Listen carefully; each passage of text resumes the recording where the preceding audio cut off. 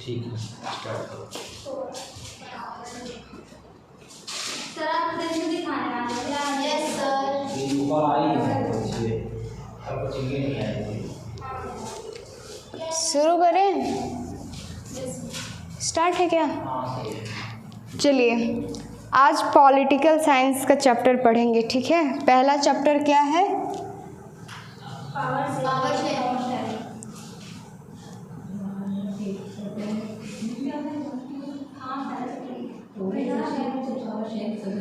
इसमें major 2 country है ना, कौन कौन सी?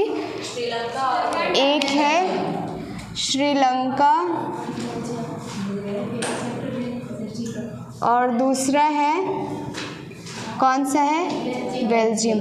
अच्छा ये बताइए कि पावर शेयरिंग जैसे नाम से ही समझ में आ रहा है ना कि इसका अर्थ क्या होगा कि जो शक्तियाँ होती हैं उसको क्या करना, एक दूसरे में बांटना। जैसे हमारे भारत में समझिए पावर को कितने भागों में बांटा गया है? 3 भागों में ना। पहला कौन कौन सा?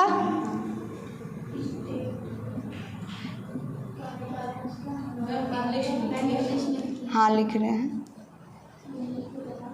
वीडियो भी है ना।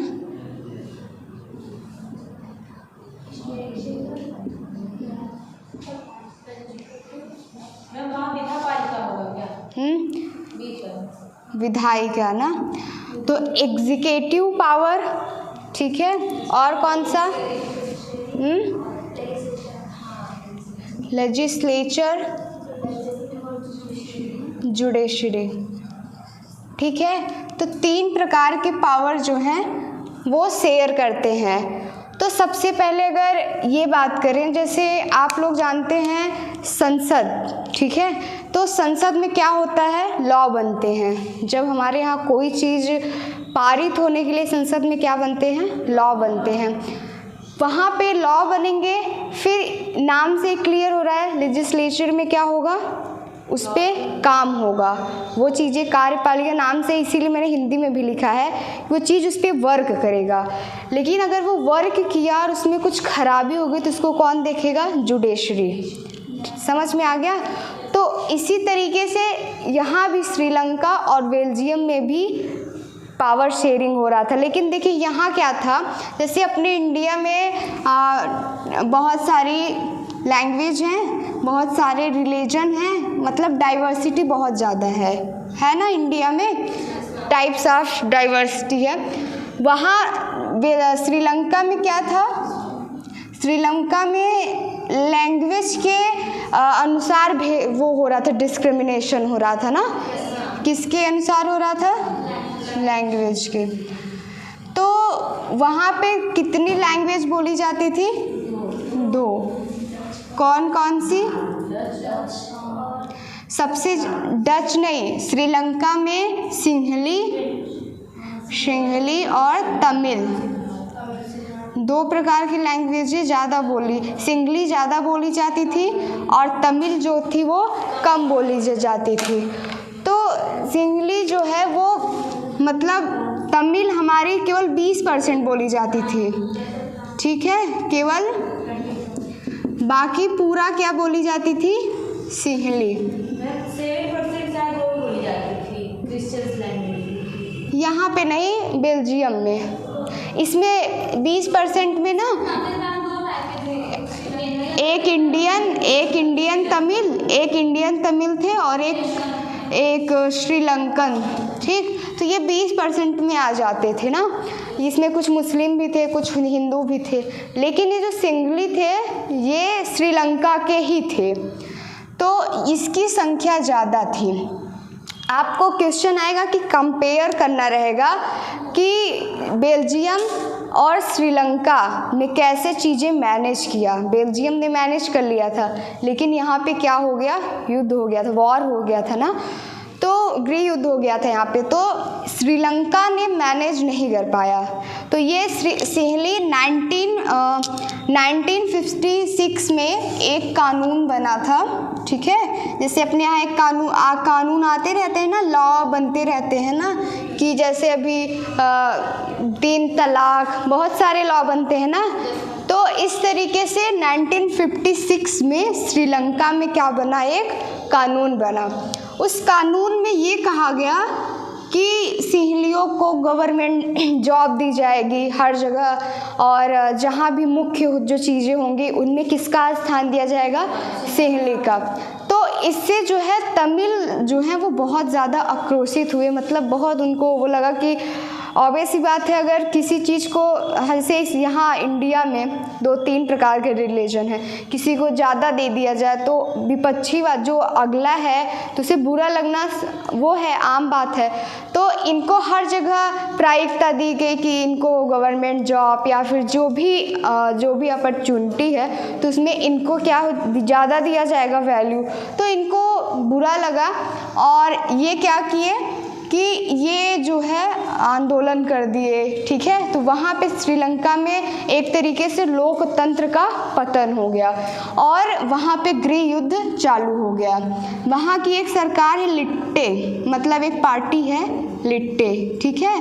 वो पार्टी जो लिट्टे है तो बाद में बनी। तो इस सिंहली को ही लिट्टे लीड करता था, ठीक है। इसकी पार्टी थी लिट्टे सिंहली की, ओके। तो ये था श्रीलंका का। अगर हम बेल्जियम की बात करें तो बेल्जियम में क्या था, बेल्जियम में कितने % सबसे ज़्यादा कौन सी लैंग्वेज बोली जाती थी, डच बोली जाती, 59% और 40% फ्रेंच,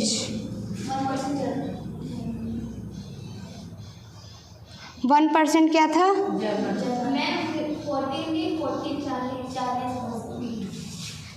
फ्रेंच और 1%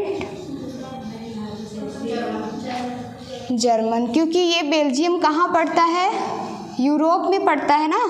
बेल्जियम का अगर मैप देखो आप लोग तो बेल्जियम कुछ इस प्रकार से है ना, ये कहाँ पड़ता है, यूरोप में पड़ता है। तो यहाँ का मतलब आधा जो वो थे वो बोलते थे, फ्रेंच बोलते थे ना, फ्रेंच भाषा यहाँ पे ज़्यादा थी।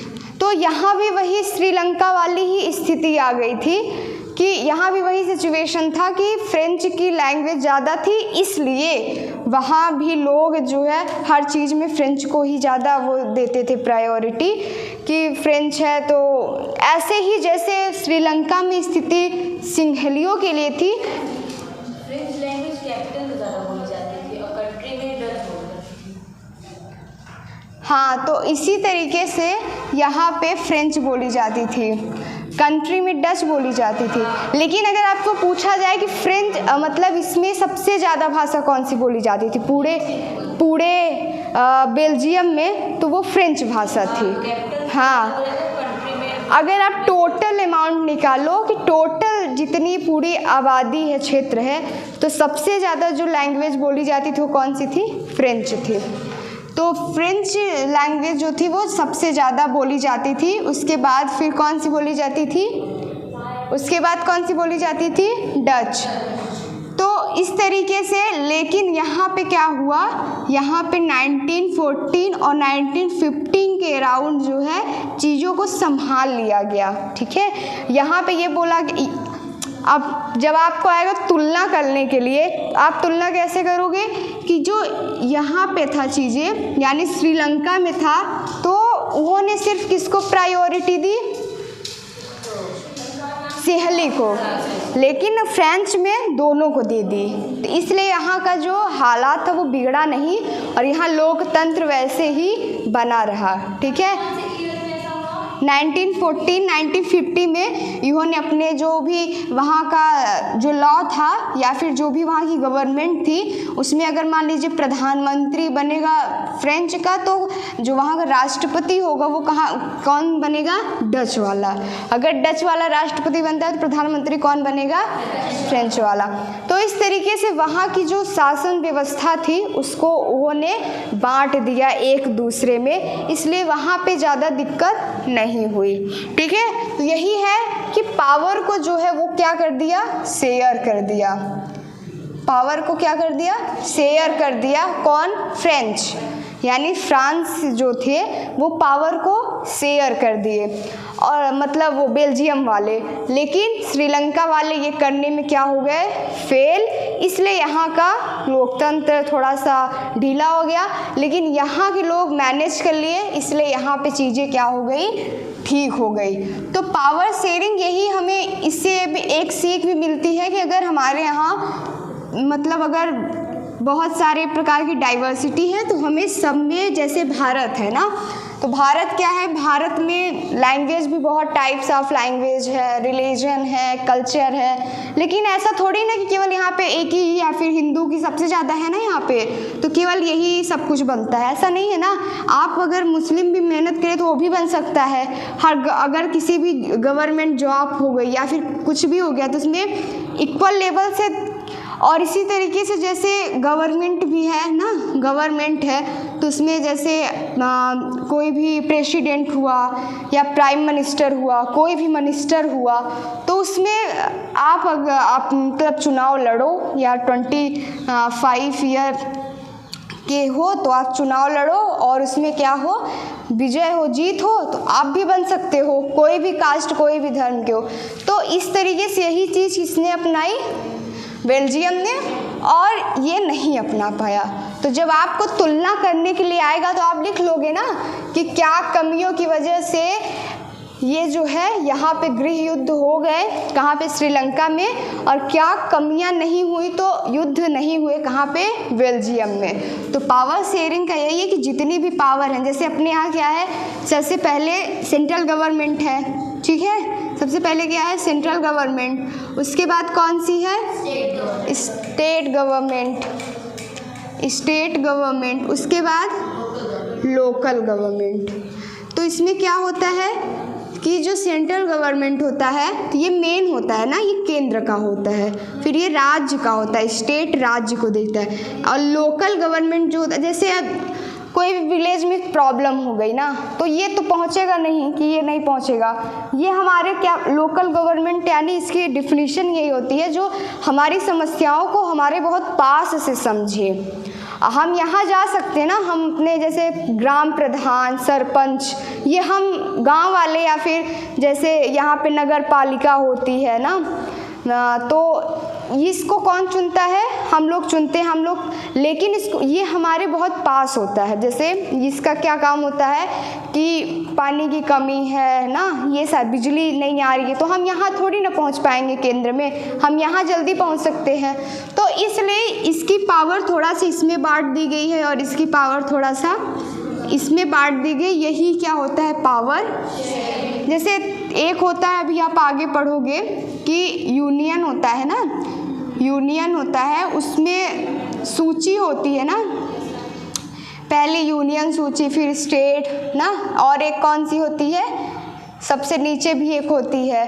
तो उसमें क्या होता है, कुछ चीज़ें जैसे रेलवे हो गया, ये सारी चीज़ें गवर्नमेंट देखती है, केंद्र वाली, सेंट्रल। फिर कुछ चीज़ें जैसे पुलिस हो गया, तो हर राज्य की डिफरेंट पुलिस होती है ना, यूपी पुलिस, एमपी पुलिस, तो इसको स्टेट वाला देखेगा। इसी तरीके से लोकल गवर्नमेंट भी हो गया।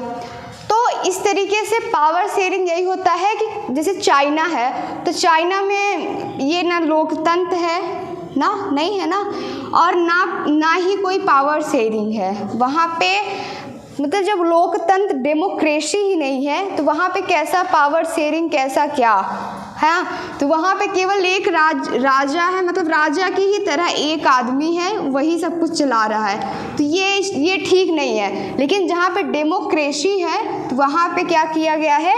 वहाँ पे पावर शेयरिंग की गई है। ठीक है, पावर को।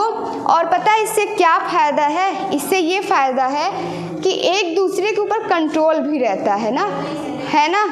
जैसे अगर एग्जीक्यूटिव काम ना करे तो उसके ऊपर लेजिस्लेचर है, फिर जुडिशरी है दोनों के ऊपर, कि दोनों जैसे एक पुल बन रही है ना, सपोज दैट एक पुल बनने जा रही है और जो एग्जीक्यूटिव है यानी विधायिका उसने पारित कर दिया कि ये पुल बनेगी, फिर जो लेजिस्लेचर यानी कार्यपालिका है उसने बना दिया, लेकिन वो पुल जो है कुछ दिनों के बाद ख़राब हो गई यानी टूट गई, तो इन दोनों को फिर कौन देखेगा? जुडिशरी। वो सर्च करेगा कि अच्छा ये पुल में कैसी कमी रह गई, तुमने कैसा लॉ बनाया।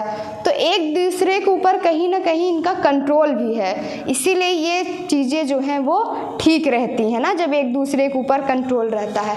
तो इस तरीके से ये पूरा चैप्टर था कौन सा? Power sharing.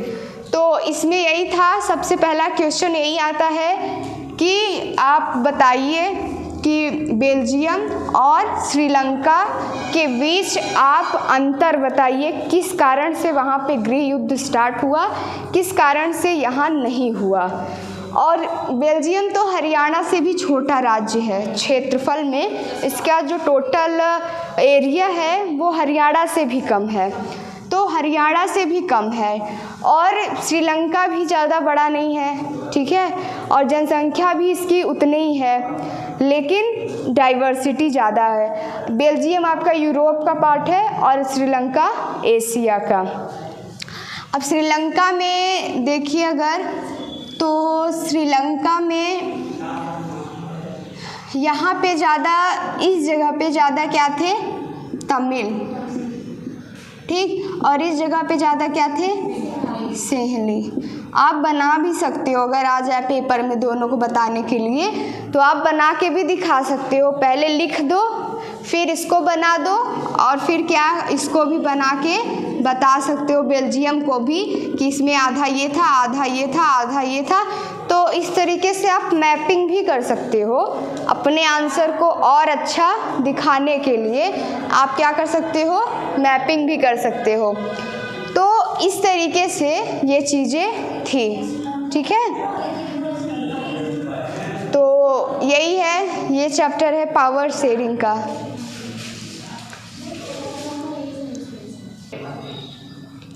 देखिए डिवीज़न ऑफ पावर ये इंडिया का है। इंडिया में जो शक्तियों को इतने डिवीज़न किया गया है कि किसके, जैसे अपने घर में हम लोग को डिवाइड किया जाता है ना, ये तुम्हारा काम है, ये तुम्हारा काम है, सबका काम अलग अलग होता है। एजुकेशन, मैरिज, तो सबका काम जिस प्रकार से अलग होता है उसी प्रकार से हमारे देश में भी 3 लिस्ट बनाए गए हैं। पहला यूनियन, फिर स्टेट, फिर कंकरेंट।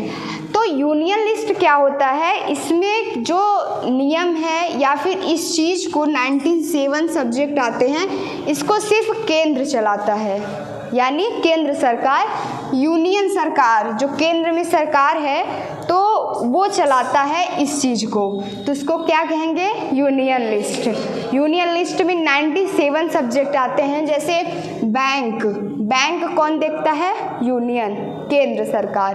पोस्ट ऑफिस, जो हम ईमेल पोस्ट नहीं होता ना, तो उसको कौन देखता है? टेलीग्राफ, जो एक फ़ोन होता था पहले डिब्बे वाला, वो उस तरीके से, ये सब क्या देखते हैं? यूनियन। और स्टेट लिस्ट मतलब कि जो स्टेट जिसमें वो रहता है, मतलब राज्य की सरकार जो चीज़ देखती है तो उसको क्या कहते हैं? स्टेट। उसमें कितने सब्जेक्ट होते हैं?